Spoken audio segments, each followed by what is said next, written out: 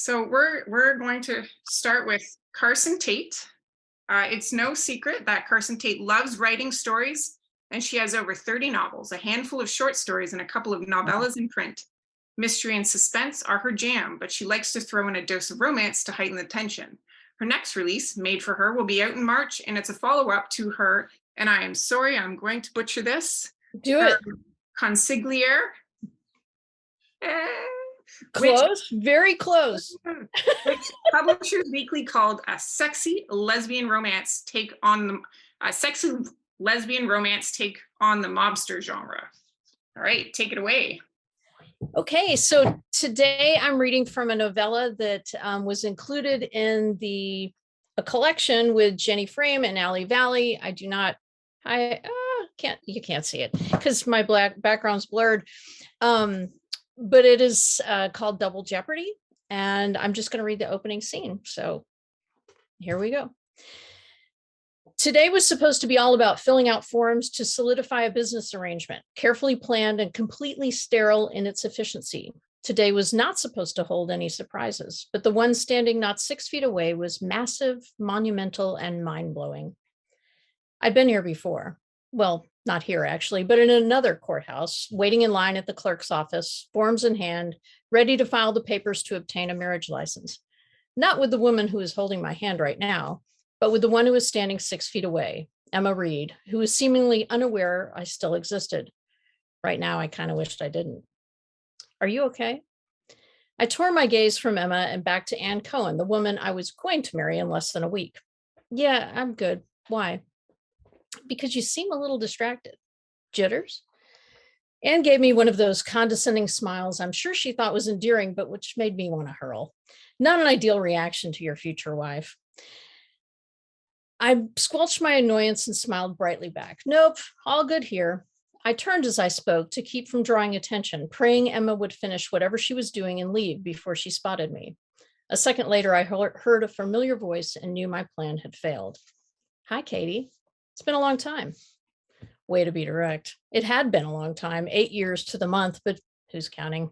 I cast a quick glance at Anne, who was watching the two of us with the same penetrating stare she used in the boardroom, and I resolved to keep this reunion simple, quick, despite the fact that Anna was even more good-looking than I remembered. I pushed past the guarded expression she wore and thrust my hand out like we were mere acquaintances instead of almost marrieds.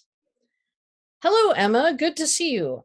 I turned to Anne. Emma is an old friend. Emma, meet Anne, my fiance. I was so busy injecting distance and formality into the introduction, I wasn't quite sure if I'd seen Emma wince slightly at the word fiance, but I was pretty sure she had. I'd considered trying to make it out of the situation without saying the F word, but I knew Anne's predilection for telling everyone we encountered about our engagement, and Emma deserved to hear the news directly from me, since I was to blame for any wedding PTSD she might have, which begged the question of what she was doing here, ostensibly alone. But before I could ask, Anne took over. She stuck out her hand. Good to meet you. You must be a friend from Katie's past because she hasn't mentioned you before. Are you here to get a license too? She glanced around as if she could spot another fiance wandering around looking for a mate. Emma's eyebrows narrowed in confusion. License? She glanced at the sign above the clerk's windows. Oh, no, I'm here doing research on a deed for a client. Realtor? Lawyer. Ah, Anne's tones had gone from mildly curious to total approval, and I recognized the shift for the snobbery it was. But even I had trouble hiding my surprise at the revelation. You went to law school, I asked? Emma's attention shifted back to me, and the heat of it swept me back in time. I did. I'm working at Dunley Thornton downtown. Have been for a few months now. While Anne chatted Emma up some more, now that she'd found a reason to find her interesting, I digested the information that Emma had moved on with her life with no apparent residual ill effects from our last encounter. I knew I should be grateful, but my feelings right now were a swirled up mix of relief and regret, neither one sitting well on my already roiling stomach. I tuned back in to hear Anne say, we should all get together for dinner. In addition to impending nuptials, Kate and I have a mutual business interest that could benefit from outside counsel. I hated when she used words like nuptials, but I refrained from shaking my head in frustration lest Emma witness my annoyance. I'd convinced myself that pretending to be happy would eventually lead to the real thing, and I wasn't ready to let go of that particular belief. But the idea of sitting through dinner with the former love of my life was more than I could bear. Honey, I'm sure Emma's very busy, and so are we. Too busy to catch up with an old friend? Emma's smile told me she sensed there was more to this story. Nonsense. Coffee then, I said, thinking quickly. Apparently this confrontation was going to happen, but I'd be damned if it was going to happen in front of Anne. You and I can catch up on old times, and then we'll schedule a real appointment with you after the wedding. Coffee would be perfect. Emma gave me her card. My cell's on there. I look forward to hearing from you. She shook Anne's hand and walked away. How do you know her? I heard the slight edge beneath Anne's friendly tone. She was digging, and I had to give her something, or she'd tunnel through my privacy to get answers. We were in college together. I haven't seen her since then. At that moment, the clerk called our names. For a second, I stood frozen in place, wondering when my life had gotten so completely out of hand. When I was sure Anne wasn't looking, I glanced back toward the exit, wishing Emma would reappear and that my failed past could be rewritten. But I knew as surely as I'd known that fateful day, some mistakes simply couldn't be fixed. I stepped up beside Anne and swore to the clerk that all the information on the forms was correct and offered a silent prayer that this wasn't another one of those mistakes.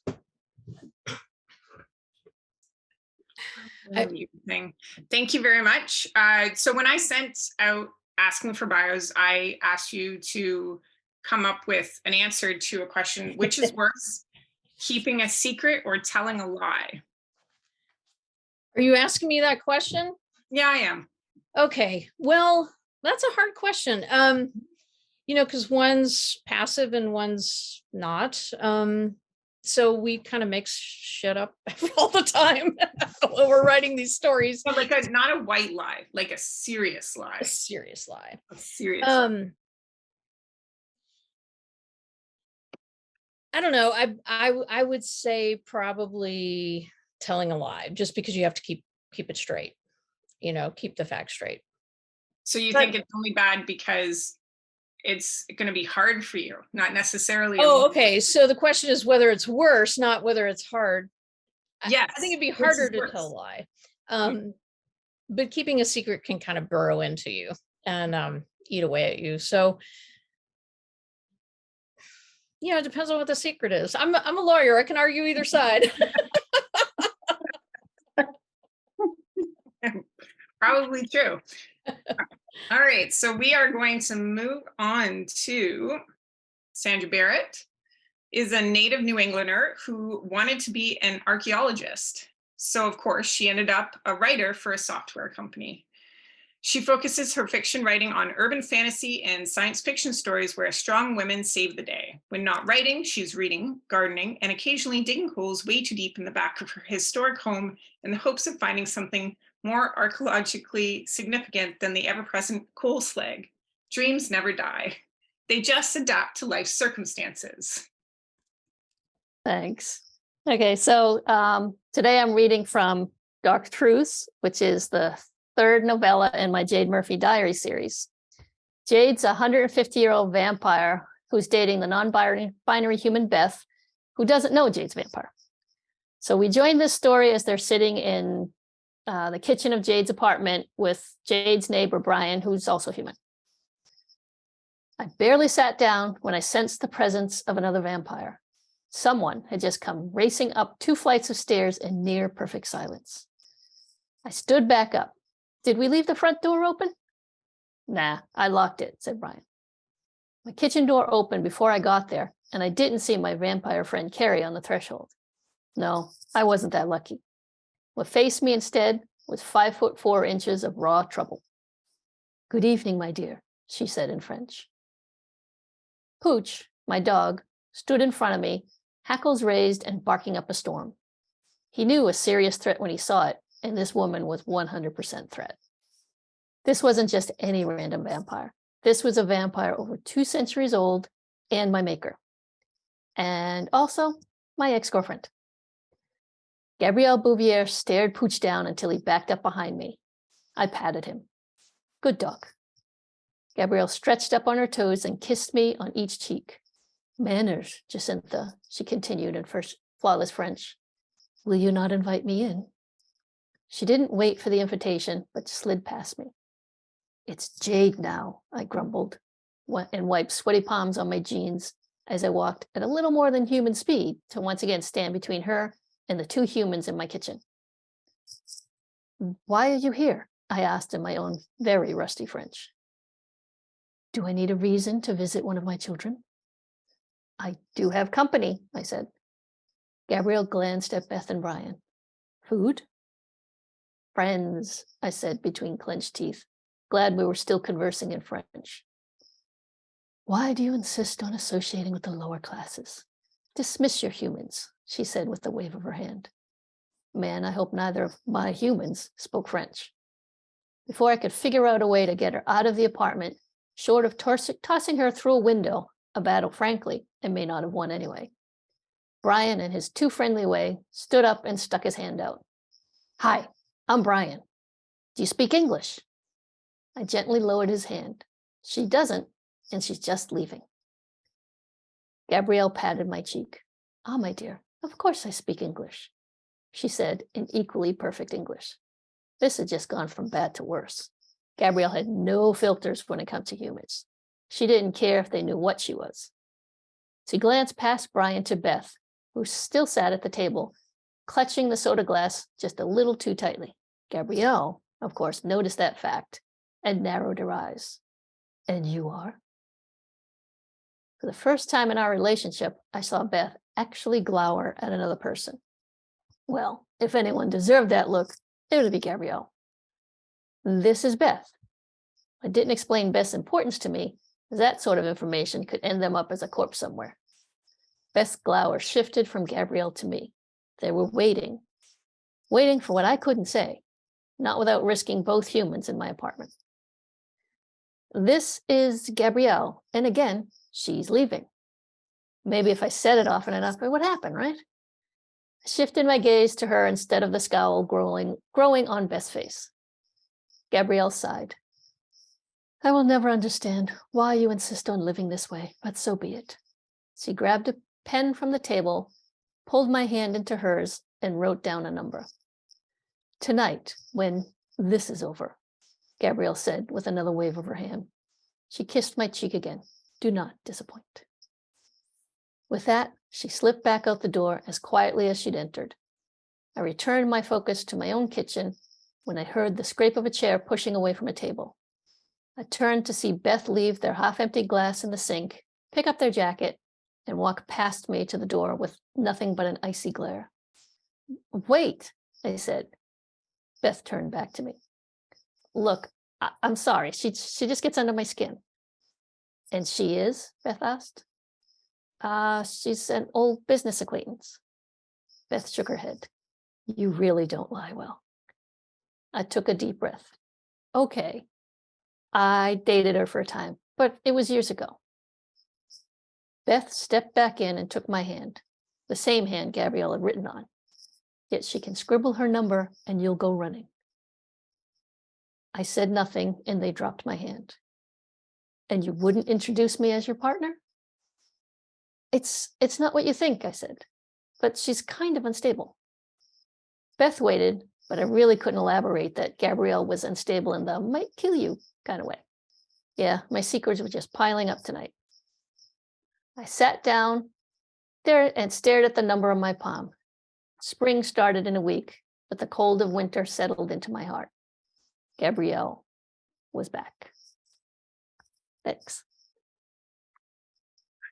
I feel like vampires would really lend itself well to keeping secrets because yes. They live so long, they probably have so many of them. Yes, that they do. Welcome, Jackie D, for joining us. I'm so sorry. I thought I was at 6, not. Anyway, it doesn't matter. I apologize. Oh, no worries. Sandra, I'm going to ask you the same thing I asked Carsen. Which is worse, keeping a secret or telling a lie? Well, for Jade specifically, as you can see, she's horrible at lying. She's basically never had a successful lie in her life. So for her, lying always ends up worse. But like you said, as a vampire, she's got some serious secrets that she's going to have to deal with, especially with, her ex-girlfriend and maker in town as well. An obvious tension already going between her ex-girlfriend and her current partner. So that sounds like a lot of good drama. Yeah. There's a lot going on there. Jade scrambles through most of it. So they're actually not better than humans at all of this stuff, even though they've had a lot of practice. Yeah. I mean, that's one of the things for the vampire in my story, as I kind of wanted them not the glamorous vampire that some stories have. I wanted them kind of struggling, especially in the modern world where it's very hard to keep secrets like the fact that you're 150 years old, which is what was hinted at earlier with the name change. She's had to have multiple names. Oh, yeah. And all that time. Yeah. Great. So now we're going to go on to C.A. Popovich. And since I didn't get your bio in time, I'm sorry, I was on the other panel. I made one up for you. So, okay. Since this is secrets and lies, the audience gets to choose what's a lie and what's not. C.A. Popovich is a world-renowned author and adventurer whose love for animals borders on the obsessive. When she's not busy writing her best-selling romance novels, which are known to make even the toughest of readers swoon, she can be found scaling Mount Everest with her pet llama, training falcons in the Sahara Desert, or swimming with great white sharks in the depths of the ocean. She's also a hopeless romantic, with a penchant for writing about her own wild romantic exploits, from her secret marriage to a princess, to her time spent as a spy for the CIA. With a heart of gold and a wicked sense of humor, C.A. Popovich is a force to be reckoned with in the literary world. Wow, I'm impressive. Wow. Thank you so much. Oh my. All right. I'm going to read from my latest release. Comes out in February. It's not really secrets and lies, but it is definitely withholding information. Nicole Bergeron manages a warehouse that Jodie Acosta's father had worked for 25 years and died. He was killed in a work-related accident. So Jodie's mother has a wrongful death lawsuit pending, and Nicole is just absolutely certain that the company is not at fault for this, but the family is. They believe that the company did something and it's all their fault.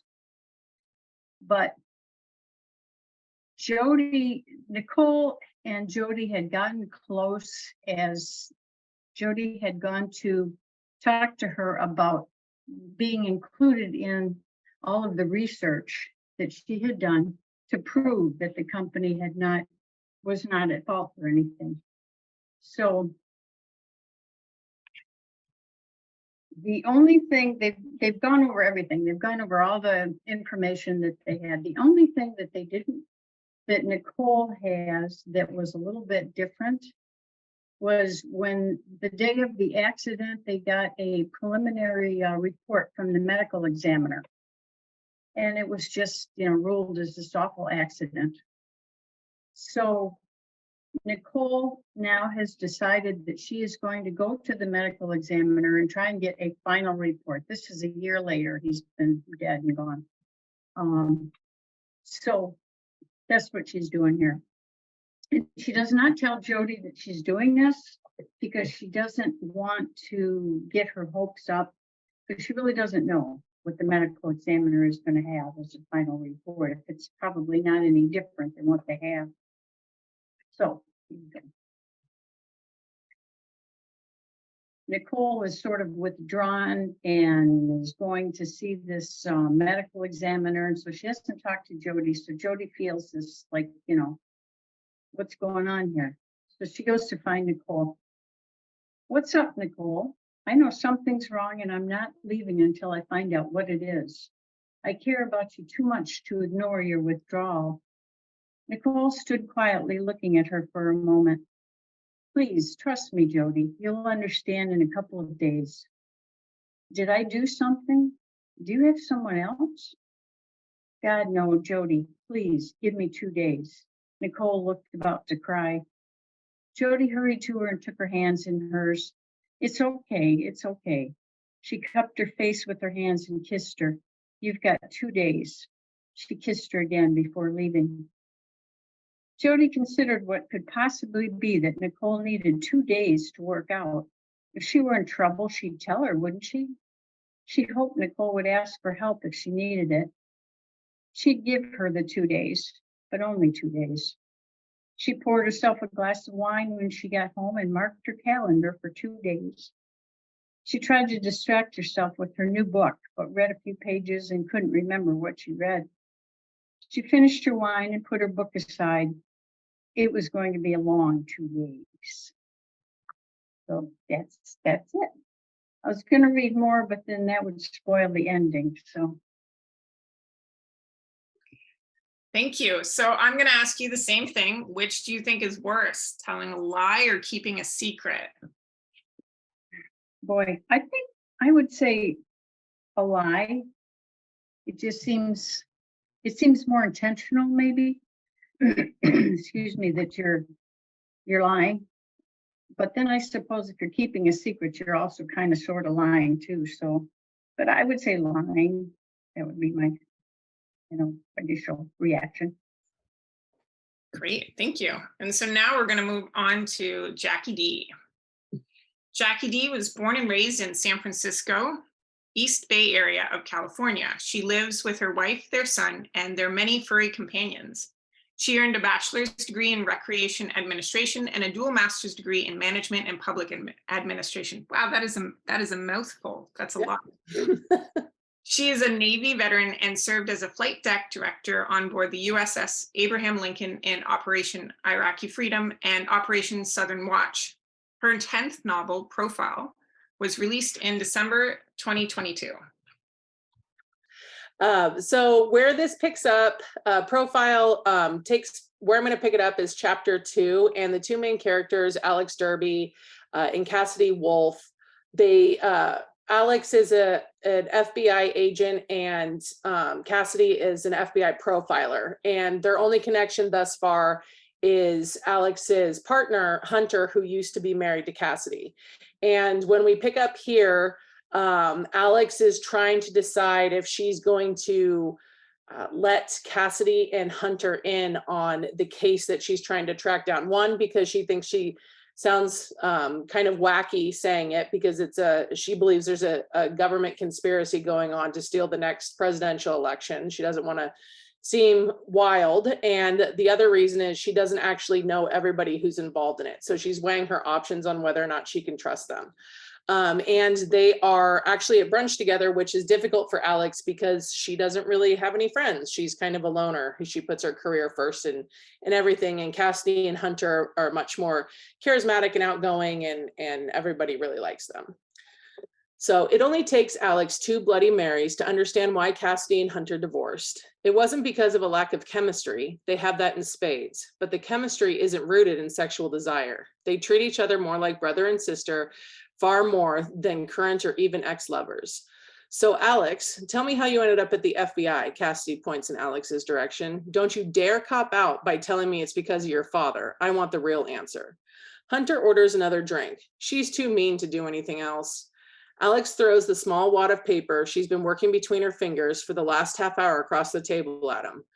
I always like the idea of keeping the bad guys away from the good guys. She pauses to make sure Hunter doesn't interject with some obnoxious comment. I thought it'd be easy to tell the difference between the two, and my work would be fulfilling. I like purpose. Cassidy leans forward in her chair. It feels like she's singularly focusing on Alex. And is it? Is it still fulfilling? Sometimes.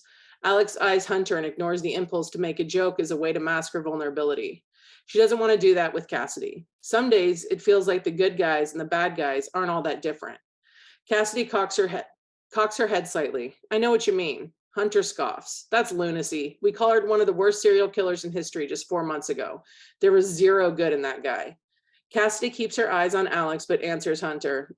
That's not what she means. Cassidy stares intense and addictive. Alex forces herself to look away. And what about you? How did you end up being poster child for the FBI? Hunter hisses. She hates when people say that.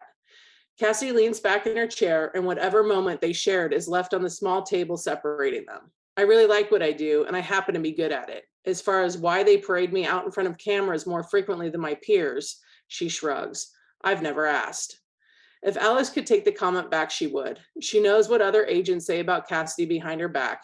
She knows the assumptions and what the winks and head nods mean. She's never participated in the banter, but she's no better off than any of them at this moment. I'm sorry, I didn't mean to. It's fine, Cassidy says before she can finish. She slides on her sunglasses, and whatever she's feeling now is no longer discernible behind the opaque protection. Hunter taps the table. Maybe he senses a little tension too. So how's your white whale coming, Derby? He shakes his finger at her and smiles. You don't think I notice you sometimes turning off your computer screen or stashing a folder away in your desk when you think someone isn't watching, but I do. He pushes the sweating glass closer to her. So now that I have a few drinks in you, let's hear it. Who knows? Maybe we'll even be able to help. He nods to Cassidy. She's one of the best profilers at the Bureau, you know. Alex's throat is suddenly dry. I don't know what you're talking about, Nagel. There's no white whale. You know all my cases. He slides a toothpick into his mouth and turns it in a slow circle. I call bullshit.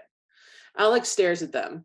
Her gut tells her to trust them, but she can't bring herself to say anything. Maybe it's because she doesn't know who is in earshot, or maybe she doesn't want to drag either of them into the mess she's already trying to wade through. But she knows it's likely option 3. She doesn't want them thinking she's absolutely bananas. Alex desperately tries to think of a sarcastic comment to end the conversation entirely. Luckily for her, Hunter's phone rings and he excuses himself to take the call. He's right, you know. Cassidy spears a piece of watermelon. Another set of eyes never hurts. You'll think I've lost my mind. Alex's honesty catches her by surprise and she shifts uncomfortably in her seat. Cassidy smiles at her. Try me. There's a hint of flirtation in her statement and Alex doesn't know what to make of it. Hunter returns to the table before she can respond, and she feels a mixture of irritation and relief toward him. He shakes his phone. We caught a break in that bank fraud case. I'm going to go into the office. You want to come? This shouldn't even be a question. Alex lives for her job. She spent the last 10 years jumping from one case to the next, trying to close as many as possible to prove that she wasn't just some legacy. She wants everyone to know she's the real deal. But in the flash before she agrees, there's a smidge of regret. She doesn't know when she'll see Cassidy again, and that thought is almost enough to keep her rooted in her spot. Almost. Thank you. And I'm going to ask you again, are you what I've asked everybody else? Which is worse, telling a lie or keeping a secret? I don't think there's not an easy answer to that because the world isn't black and white, right? Like the world's gray, and it depends on why you're keeping the secret or why you're lying. Is it with the intention to hurt or to protect or to assist in something else? So I think it would depend on who would be harmed at the outcome. The weight of the harm intended is what dictates whether or not a lie is good or acceptable. Or so that doesn't really answer your question. I'm gonna take a cop-out answer. Well, thank you. I love your cover, by the way. It's a nice cover. Thank you. The part I'm going to read to you from Hearts in the Wind is a part about where Evie, who is trying to buy Beth's farm and turn it into a windmill farm, goes into town to get a drink, and Beth shows up at the bar, and here's what happens. Restless and on edge, Evie decided to go for a walk. She put on khaki capris and a light green Izod shirt, slipped into her Olakai sandals, and set out down Main Street. It was a balmy 90 degrees, and while she was used to the heat, she was also used to air conditioning and told herself she'd stop at the first bar-type place she came to. 3 blocks later, she was standing in front of a dive called Catfish Charlie's. She didn't care as long as it had air conditioning. Bracing herself for country music and rednecks, she opened the heavy oak door and stepped in. She stopped for a moment just inside to let her eyes adjust to the darkness. She saw a jukebox along the far wall to her right and about 10 tables in the middle with 4 booths lining the outside wall. Red seemed to be the theme, from the booths to the tablecloths to the giant catfish head sticking out above the bar that ran along the inner wall. 3 people were sitting at the bar and didn't seem to pay her any attention, so she walked over and sat at the far end of the bar. An older gentleman, whose age she couldn't guess, wandered over. "What can I get for you?"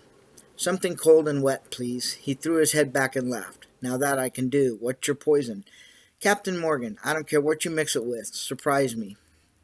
The bartender meandered away, and Evie spun on her bar stool to survey the other half of the establishment. There were more tables on the other side of the bar, which appeared to have place settings. "Here's your apple crisp. Enjoy." The bartender set the drink in front of her. "Thank you. Do you serve food here?" "Damn straight." Evie's stomach growled, and she realized she'd been so full from breakfast that she had skipped lunch. "May I see a menu, please?" "Of course. Since you seem like you may stick around, I'll let you know. I'm Charlie. You need anything at all, pretty lady, you just ask old Charlie." "As in Catfish Charlie?" "The very one." He placed the menu on the bar. "I'll be taking your order as well. Just let me know when you're ready." "Thank you." She afforded him her best smile. After all, he thought she was pretty. Evie perused the menu and thought she'd never seen so much fried food anywhere except maybe the Texas State Fair. Frog legs and catfish were just the beginning. She finally found the salad menu and ordered the chef. That should hold her. She had just finished her salad and ordered a second drink when she was blinded by the light the front door let in. The door quickly closed, and she turned back toward the bar, looking in the mirror to see who the newcomer was. Holy shit, it was Beth Richards. Their gazes met in the mirror, and Beth's eyes widened and narrowed. She made a point of moving to the other end of the bar. The 2 men down there greeted her by name. "I'll have a rusty nail. Neat," Beth said. "Already got it for you." Charlie handed her a drink. "How are you holding up?" Evie had been watching the exchange with mild curiosity. Now her ears perked up. Once again, Beth met her gaze in the mirror before looking away and smiling at Charlie. "We're doing great, Charlie. Everything is running smoothly." "Bullshit," Evie mumbled into her drink. "Utter and complete bullshit." Beth couldn't shake the tightness in her gut. Evelyn Bramer was the last person she wanted to see when she went into town to unwind. The fucking bitch was stalking her, hanging out and ingratiating herself with Kelsey, showing up at the house for breakfast, and now in Beth's favorite watering hole. What a psychotic bitch. She was about to take the last swallow of her drink when Charlie walked up with another one. "Sorry, Charlie, I'm on my way out." Charlie smiled. "Courtesy of the beautiful stranger at the end of the bar." "Like I said, I was just leaving." "I'd like to consider it a peace offering." How had Beth not seen Evelyn walk up in the mirror? She'd been too focused on Charlie. "Not interested." Beth turned to go. Evelyn grabbed her arm. "Just one drink. We can talk about anything you like. Anything but the farm." "No farm talk?" Beth was suspicious. "No farm talk." "Fine. Thanks for the drink." She knew her voice was cold and tone flat, but she didn't care. Even after a free drink, she didn't like Evelyn, and nothing was going to change that. "Tell me about yourself," said Evelyn. "What do you want to know?" "I don't know, anything. Are you seeing someone?" "Not at the moment. You?" "I'm free and easy." Beth didn't doubt the easy part. That's probably why Evelyn and Kelsey had hit it off so well. "There aren't a lot of men here, so you'd better hurry home to whatever city you came from." Evelyn threw her head back and laughed. Beth was confused. What had she said that was hilarious? "I'm not sure what I said that was so funny." "Men, Beth. You said men. That's what made me laugh. I have no interest in men." "What do you have interest in?" "Women." Beth pondered that for a while. She'd heard of women loving women, but had never actually met a lesbian before. She nodded. "Got it." "And you, Beth, which team do you play for?" Beth thought long and hard before answering. She didn't want to offend Evelyn, although she wasn't quite sure why not. "I'm too busy running the farm to play for any team." "I believe that," Evelyn raised her glass, "to hard work." Although Beth doubted Evelyn had ever worked hard in her life, she clinked her glass. To hard work indeed. She stared into her half-empty glass and decided, what the hell, who cared if she offended Evelyn, although I doubt you know what hard work is. Evelyn laughed again. Beth was growing more irritated by the moment. Why the fuck did Evelyn laugh at everything she said? "I work very hard," said Evelyn, "harder than you can imagine." "I don't believe you. After all, you left whatever city you live in to come here and harass my family and me.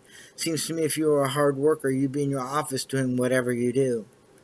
"Dallas." "What?" "Whatever city I live in. I live in Dallas. Have you ever been there?" "I have. I go there for livestock auctions. But I'm not going to talk any more about the farm." She downed the last of her drink. "Thanks again for the drink. Hopefully, I won't be seeing you around." So we've got a bit more time. So I'm going to ask some questions. And again, those watching, if you have a question, you can type it in the Q&A box, and then I will ask our lovely readers. So in what ways does withholding information affect trust and communication within a relationship, and how do you use these deceptions in your book to further develop your relationships between your characters? So that's a two-part question, really. Sorry, I forgot. We're not in person, so I actually have to point to someone. I'm a total newbie. All right, let's start with Carsen. You go. I knew that was going to happen. Well, that's a very personal question there, CJ. You're first on my little box. I see you first, so. Well, I mean, it has, like, deception has like lots of great fodder for fiction, because, you know, you can build tension from it. You can let the reader in on something that the characters don't know, and vice versa. And so it gives you a lot to work with. And it's interesting how we all wrote in different points of view, some first person, some not. And that affects it too. I chose to write this story I wrote in first person because my character knows a lot that the reader doesn't, but it gets revealed as the story goes. And I think that kind of makes the story flow better. You know at the onset that it's a kind of a reunion romance, but you don't know how the characters all, you know, what broke them up in the first place. Why is my character getting married to someone else right now that she obviously doesn't care for? So you get to kind of unfold that in a really slow way, that hopefully, you know, adds to the keeping someone turning the pages. So True. Very dramatic true. effect. Yep. I'll go with Jackie D. I think that, I mean, does anyone, I mean, Carsen is the expert at this kind of stuff. So lies and secrets. I mean, that's what she writes. I don't mean her personally, but I think it helps, like she said, it helps build intrigue between the characters. I also think it adds a layer of realness to them, because in our everyday lives also, it's difficult to kind of navigate who you can trust, especially with some important topics like the characters in most of our books are dealing with, and being able to gauge the validity of their position in your life or in the life of the character is a difficult thing to navigate, especially when the stakes are high.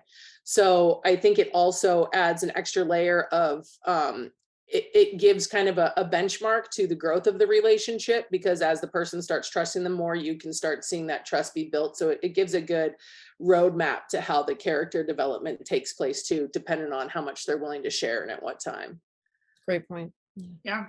And I can understand how hard it is to do it the right way, and with just sort of a little bit at a time to do it balanced. Without frustrating the reader. Yeah. Then they go, why didn't you just tell them the truth from the beginning? And it's like, well, would you have? Yeah.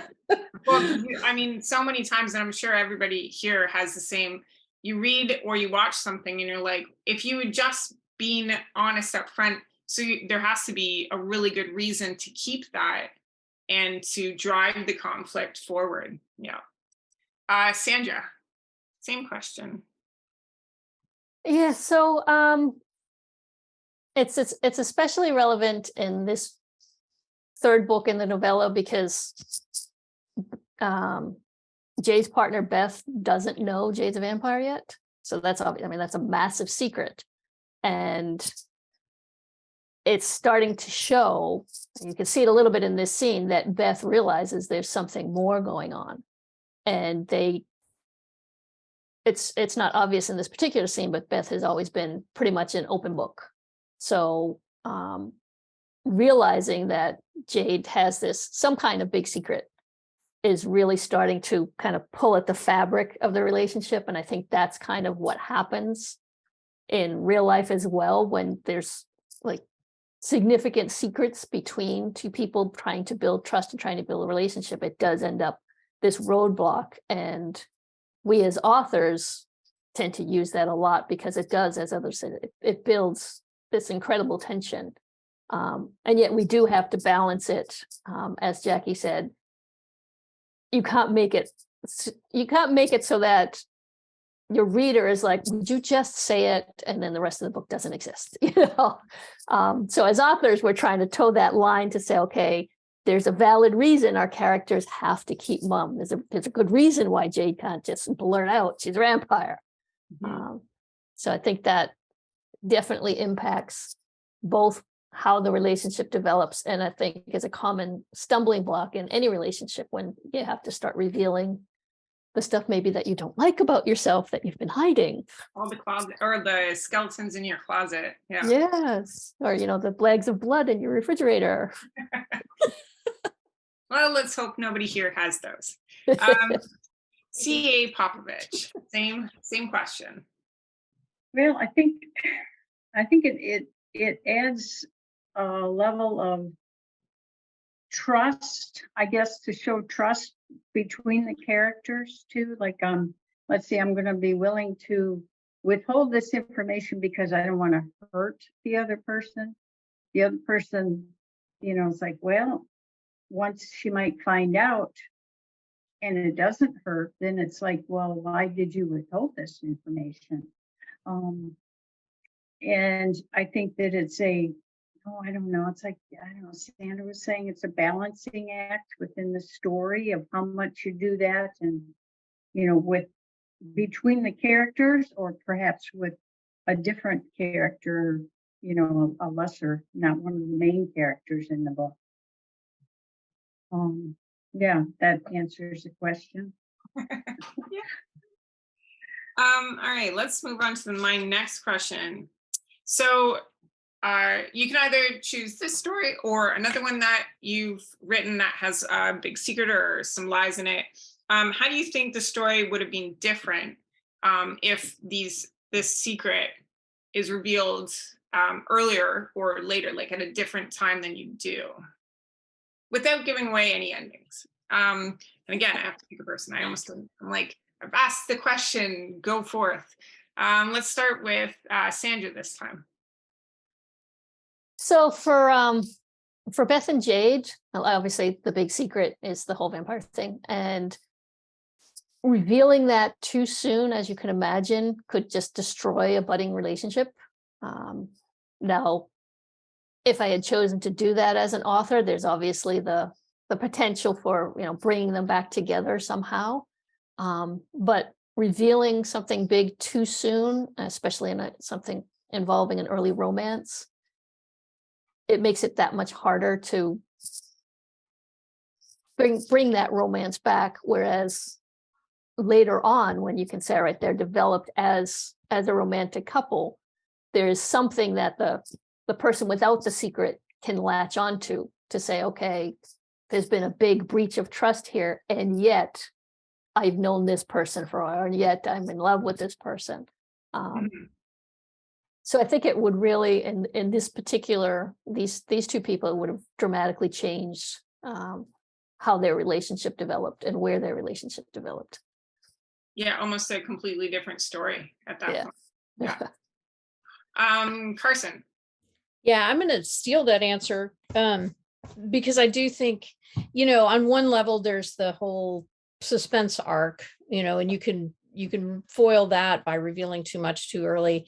But then there's also that same relationship arc, whether it's a relationship between a romantic relationship or just, you know, like two characters building trust with each other. You could, you know, you want it to be a mountain, not a hill, you know, and you just kind of take the fizz out of your story if you play your cards too fast. So true, very true. Jackie D.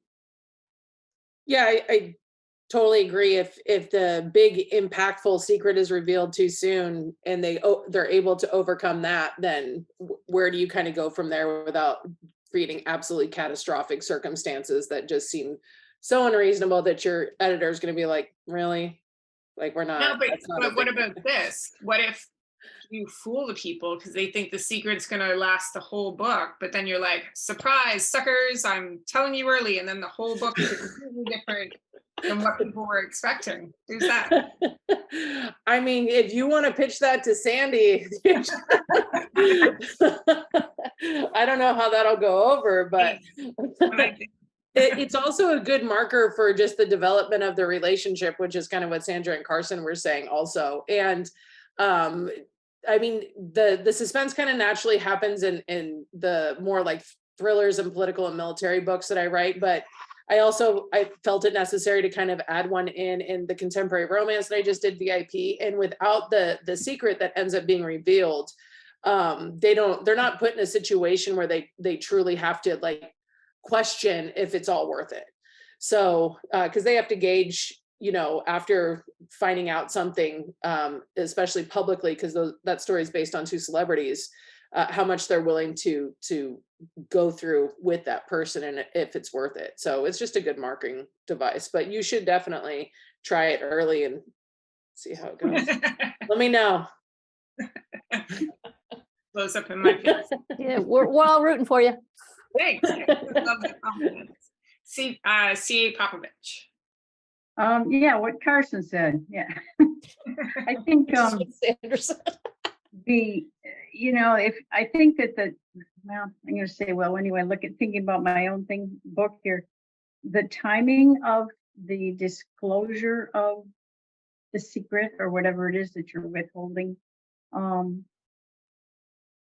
think would affect the relationship, the romance of the relationship, because I think that there is trust, and then when there is, I don't want to say really lies or holding back information, then it sort of eats away at that trust. Like, ooh, do I really know this person as well as I think I do? And so I think the timing of where it goes in the story is important to pay attention to. Yeah, and like everybody else's, it changes the story if you move the information forward. Yes. Yeah. Yeah. Okay, so here's my next question. In your opinion, is there ever a justification for withholding information in a relationship? We're actually going to start with C.A. Popovich. Well, I think it depends on what the information is, I guess, that you're withholding. I mean, maybe if you get a surprise birthday party coming up or something. And No, I'm talking like real stuff.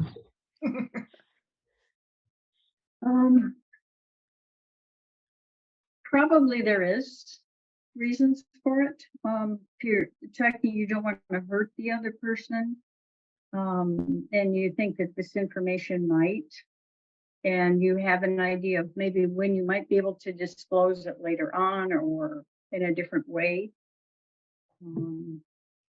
But yeah, other than that, I mean, I guess I'm going to go back to trust again. If you don't disclose something and then you later on they find out that this was the way it is, then you're like, well, scrambling to figure out how to explain that to them. That makes sense. I read an article today about a woman who's been ordering Chinese food and told her husband, who doesn't eat duck, that the duck was actually pork for the last 12 years. And now she's like, what do I do, guys? Because my kids are getting old enough and I don't know if I should bring my kids in on the lie or just come clean, or what do I do? And everyone's response was, just stop ordering the duck. Problem solved. Okay, Jackie D. Oh, that's funny. The interesting part about this question is it's actually incredibly insightful, because it doesn't really matter if we think there's a good enough reason. It's, does your character think there's a good enough reason? And whether or not they think that it's a good reason is a window into their past and their trauma and their relationships and their psyche. So even if it's not a decision that, you or I or the reader would necessarily make, it has to be convincing and compelling enough for that person to, and that helps you build the entire background and the foundation for the relationship and how they're going to kind of go forward. You can open up a lot of avenues to why they don't trust people, or how they've been hurt in the past, or how they've been burned, or how things have worked out as a gauge to whether or not they hide these secrets. And that's all part of the building blocks of this person moving forward, and how the opposite character is going to respond to them based on their past and their struggles, and how they'll react once it's revealed. Sandra, what do you think? Yeah, so kind of to build on what Jackie said, there's the tension that goes on there, and the revealing aspects of the character. But I would also say in the kind of books that we're writing, sometimes it's life and death. And that's what you see in this scene, where Jade cannot tell Gabrielle who Beth is, because Beth could end up dead.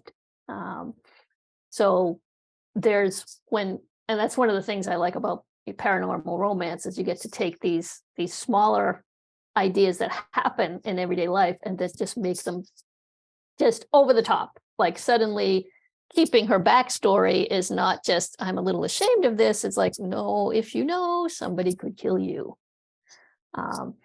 So, and this kind of make-believe world, there really does tend to be a reason for keeping a big secret, but that's also, we're writers, eventually we're going to reveal that secret and see what happens. That's the fun of it.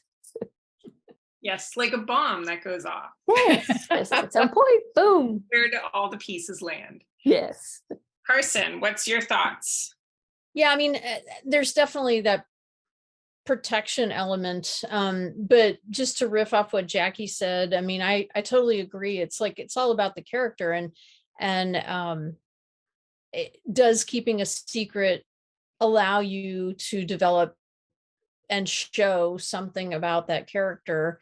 And there's that balance too. Like, you don't want to not like your character. I mean, you don't want the reader, to not like your character for withholding the secret. So you've got to reveal enough about the why, and use that to fully develop not just your character, but the story. I mean, you've got to display that perspective and show why this would happen. And that's, something that people can relate to when they see someone be human like that. So whether it's right or wrong is really not the question. It's, what can it do for you? What can it do for the story? Good point. Very good point. Mm-hmm. So we have about 10 minutes left. So I want everybody to go over what they're working on now, what's coming out for you guys in the next little bits. And we'll start with C.A. Popovich. Well, my next book it's titled Evacuation to Love. And I was inspired by the Hurricane Ian when it came and wiped out Florida. So it's a woman that moves from Michigan to Florida, and it's just before a Category 3 hurricane is coming.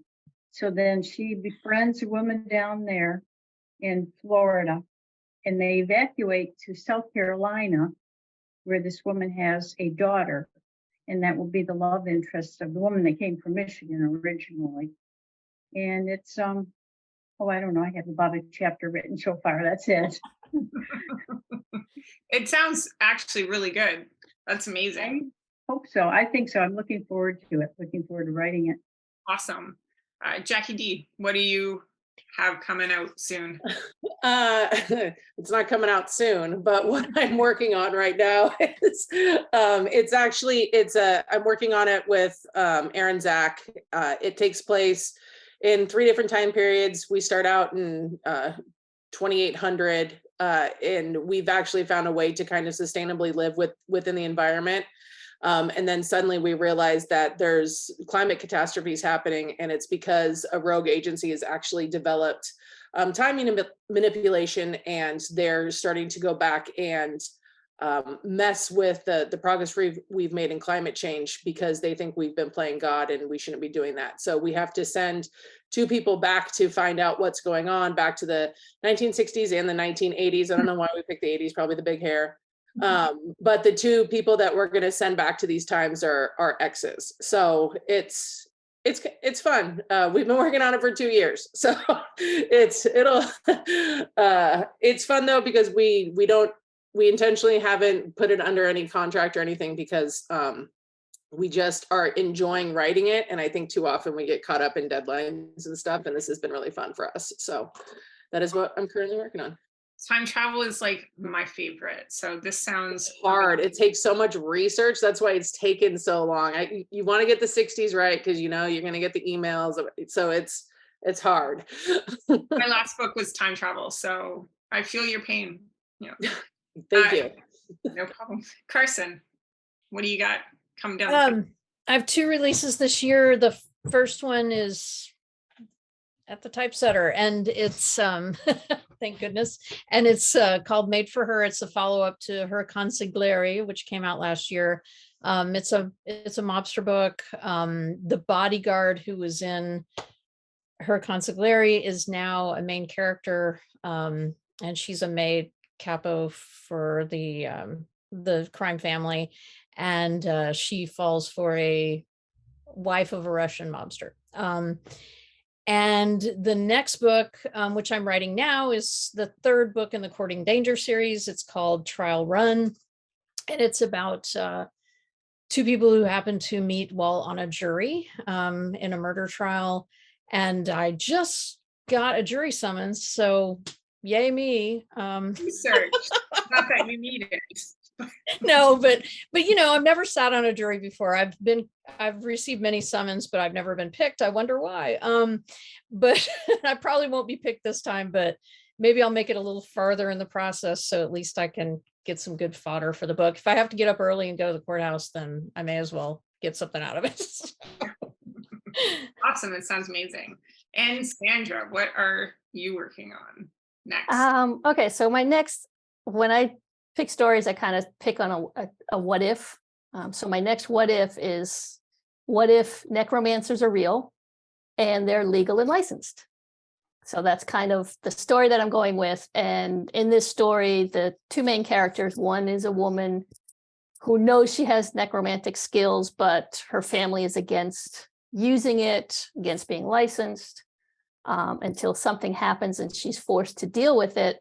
And then she's paired with a woman who is responsible for necromantic research. She's working with the State House to try to change some of the legal aspects of it. So somebody heavily involved in that. So they're kind of 2 very different characters. And one of the things this sounds weird to say I'm enjoying it, but I'm enjoying that this character, the one that is a necromancer, actually is a disabled character.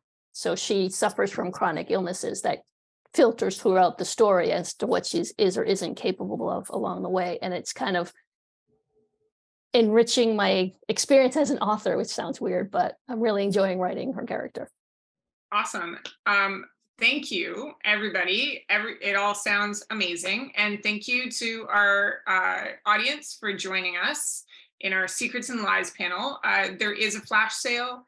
I believe I am correct in telling you that it is on until midnight Eastern Standard Time. If I'm wrong, I'm sorry. Liar. Thank you, everybody. It has been a pleasure being the moderator for this. And have a good night. And midnight. I was told yes. So I was right. Okay. Yes. Thank you, CJ. Thanks, everyone. Thank you.